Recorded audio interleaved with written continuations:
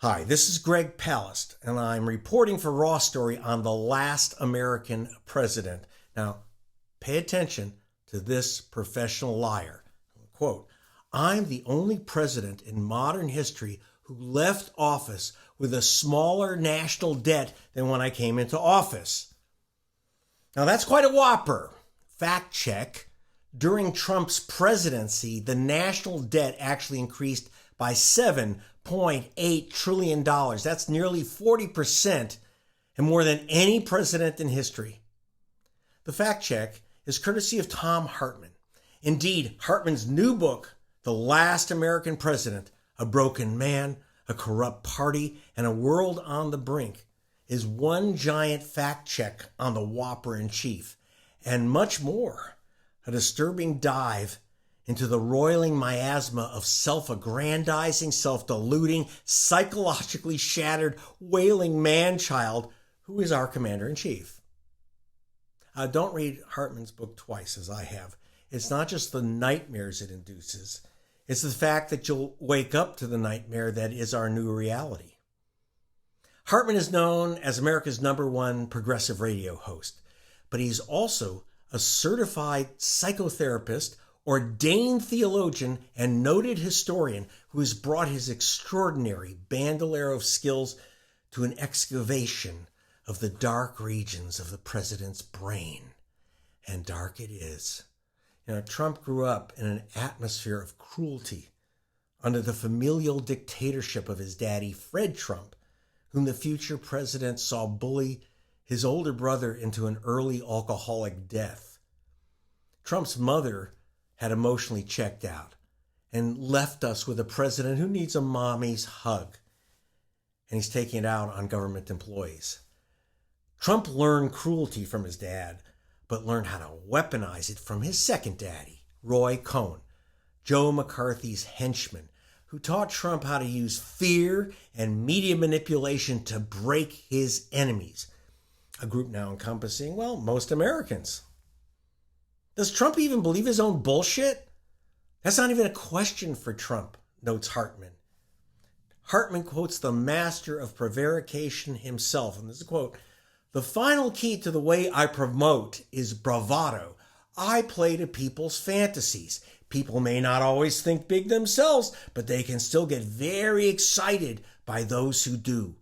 People want to believe that something is the biggest and the greatest. I call it truthful hyperbole." That's from Trump's Art of the Deal. And the ghostwriter of the book said he made up the term truthful hyperbole to cover up the word lie. But it's a lie we love, or at least a lot of Americans love it. Here is a photo of one of Trump's acolytes, which we filmed at a Trump rally that my team attended in rural Georgia. There's her t-shirt of Trump and J.D. Vance's vigilantes gunning down the bad guys. She had a Trump hat, Trump socks, and sported a red, white, and blue Trump ballet tutu. I kid you not. The biggest sellers at the rally were shirts announcing with an armed Trump image, "Daddy's home." Our national father figure is coming back for a second term to spank us bad kitties as Trump Sr. did to his son. The parental abuse goes on, but now as a policy of fear, repression, mass firings, race baiting, constitution-defying lawsuits ginned up by, and quoting Tom, by cynical attorneys and billionaires' checkbooks, riding the algorithms of outrage and our insatiable hunger for spectacle.